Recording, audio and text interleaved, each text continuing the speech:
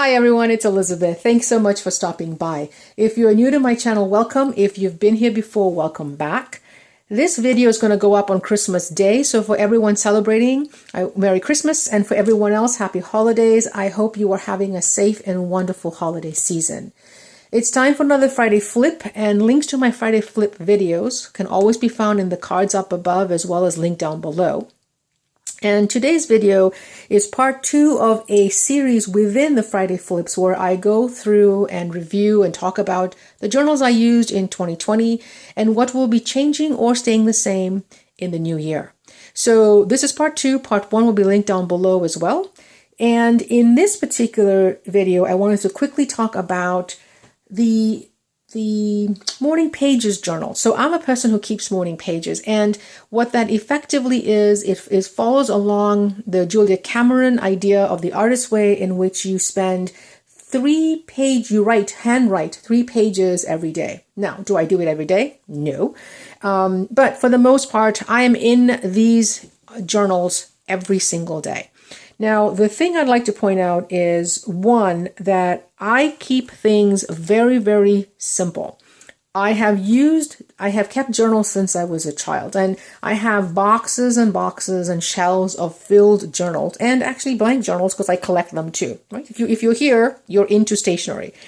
Now, the thing I realized is I spent too much time trying to figure out what journal I was going to use, the cover of the journal, the paper, blah, blah, blah. And it actually distracted me from what I wanted to do, which was actually get my thoughts from my head down onto a piece of paper. Just clear the cache in the brain so that I can start the day with, almost kind of like a digestion of everything that's going on in my head. It's actually out of my head.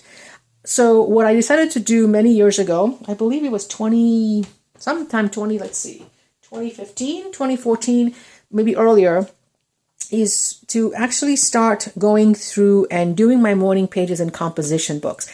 You can pick these books up from almost anywhere. I pick mine up for 89 cents. It's not precious. I don't have to sit there and think that, I'm writing the next great American novel, or I'm having these amazingly insightful thoughts. Sometimes you do, but it doesn't matter, right? There's no preciousness to it. So what I do is I go through these composition books and basically fill them up. And when the next one is done, I just go get another one. Now, some years I have more of these composition books filled up. They're all about 200 pages each. And some years I have less. So for example, in 2019, looking at my shelf over there, which is over there, I know that I have 5 volumes for 2019.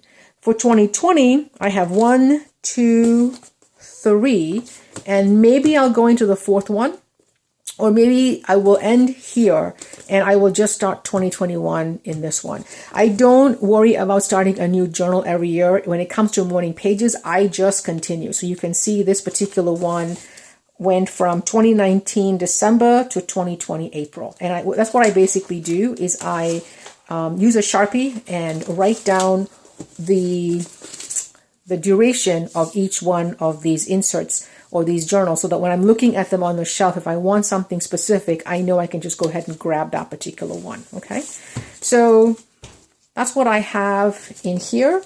Now, in terms of what I write, as you can see, I fill these up with just, sometimes, most of the time, it's just things I'm thinking about or processing in my head.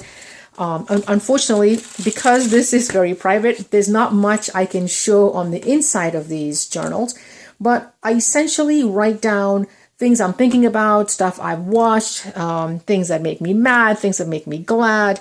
I'm constantly just writing. Writing for me is the language I'm most comfortable with. So that is never a problem. In terms of filling journals of writing is never an issue for me. I do really love that these are readily available. They are very compact. They do not cost a lot of money. I don't feel like I said earlier, I have some of these journals I picked up on various trips to Venice or Florence, and I keep waiting for having, these amazing thoughts that I want to write down. I just don't need that kind of pressure when I sit down. I basically open up to the next available page. Let's see, in this one. Oh, this is one of the older ones, right? Here's my current one. I go up to the next available page, wherever that is, and I start writing. I date it and I just start. Some days I do 3 pages, some days I do 2, some days I do none, some days I do 5. It all depends on what's happening and what's going on for me. The other thing I do with these journals is I also do planning. When I'm trying to figure something out, or I'm working through something, I actually use these journals. They're an easy journal. They're always within reach. I just grab it, open to the next page, and I start working out whatever I'm working out. So it could be how I'm making a journal. In this particular case, for example, I'm looking at putting together some 2021 reading goals. As always, there's a link to my Goodreads down below. Please join me there if you're a reader. I always love to hear what people are reading. So I'm putting together a list of, okay, here are some of the goals I want to focus on for 2021. Here's some of the readathons I'm going to be doing. And then, some other things I want to remind myself to focus on, so I don't forget. And at the end of the year, I'm like, wait, I never got to that because I forgot all about it. So that's the other thing I do with these journals. They are essentially a scratch pad for me. And one of the things that I do is, so for example, exactly like this, when I've got something that I want to carry on to a different year, because like I said, once this book is filled, it goes onto the shelf. I mean, I can access it for the short term because I keep like the last, I would say 6-7 years worth easily on my shelves, accessible. And then after that, they go into a bin that I don't see unless I'm actually looking for something specific. So what I do with that is I will take information like, for example, my 2021 reading planning goals, or anything else that I have that I feel like I want to have access to, and I will either take a snapshot of it or physically retype it into Evernote. All of my collection kinds of things go into Evernote, so I can always go find it, which is an online app. It costs nothing, and I have access to it from all of my devices. Okay, so these are the morning pages. Nothing sexy about it. These are my utility journals. I don't have anything pretty. I don't tend to add any art. I don't tend to add any washi or anything like that. It's just basically a way for me to work things out. You can see I just have tabs that I basically use Post-its. Nothing interesting there, I know, but for me, it just works. And when it's filled, I have about 4 or 5 of these always waiting to go. What I will do is I will number all the pages. So let's see if you can see that here. Right? I put a number on every one of these odd pages so that when I want to go to figure out what is it I want to archive, on my index, which is always on the first page of my journal, I will make a note that it's on page 195 and 194, and then I can go put that into Evernote. So that's an easy way I find the things that I'm specifically want to quickly access in these morning pages books, these composition books, at any future point in time. Okay, so that's the morning pages. The other utilitarian journal that I have that I use is this little notebook, and it stays by my computer. And what I do with this particular one is when I'm, again, CVS, I think it costs 90 cents for a pack of 3, something along those lines. When I'm sitting and watching videos and I want to take quick notes, and I'm not looking at being neat, I don't want to have a pretty piece of paper. It doesn't need to, it's not about handwriting, it's about capturing the information. What I will do is I will just basically, in this particular case, for example, I'm writing down people I follow on YouTube who talk about books and what they recommend, or, what they like. And if I think I want to follow along, this is what I do. Now, if it's an end of year list, for the most part, I will cut and paste directly into Evernote, and I have reading notebooks in there. But, if I'm not doing that, I just want to sit and, write down quickly, okay, don't forget that I want to read this book. This one starts, I think, in 2016 or something like that. And then, I've been using it just the other day. I was, let's see, somewhere here. Right? I was listening to a Tim Ferriss podcast, and he had Dan Harris on, who was talking about some of the books he recommends. I just make a quick note here.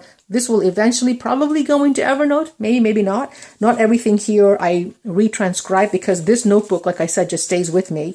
And then, I'll be also watching, again, when you're watching stuff, someone's making a dressing that's oil-free.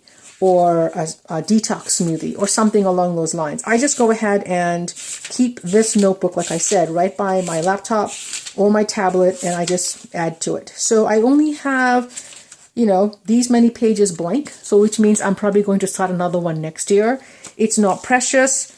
It's just an easy way for me to jot down something, because again, an idea comes to you and I'm like, oh, I want to read that book, or that's a really good recipe, or whatever, and I don't want to make a whole screen capture and all that. This is what I use this particular notebook for. So these are essentially my utility notebooks, right? They are meant for me. They are not meant to be necessarily shared. They are not precious. It's not expensive. I've had someone ask me this question. Essentially, the Pilot G207, I have this in red, black, and blue. This is my go-to pen for everything that I write in here. Nothing precious, nothing special.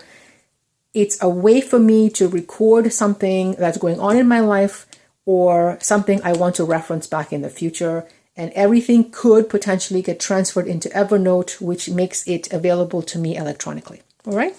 So that's what I have for you today. I'd be really curious to hear, how do you keep track of the kinds of things you want to keep track of? Do you do morning pages? Do you have a notebook that you just use as a scratch pad, right? This is a lot of my scratch pad kind of stuff here. And it's not on a piece of paper, because for me, anything I do on a piece of paper, I will never find again when I need it. That's what I want, everything to stay within these books so I know where they are. If you have a video in terms of your 2020 versus 2021 plans, I would love to hear what they are. Please leave links for me down below. Have a great holiday season, and stay safe. I will talk to you soon. Bye.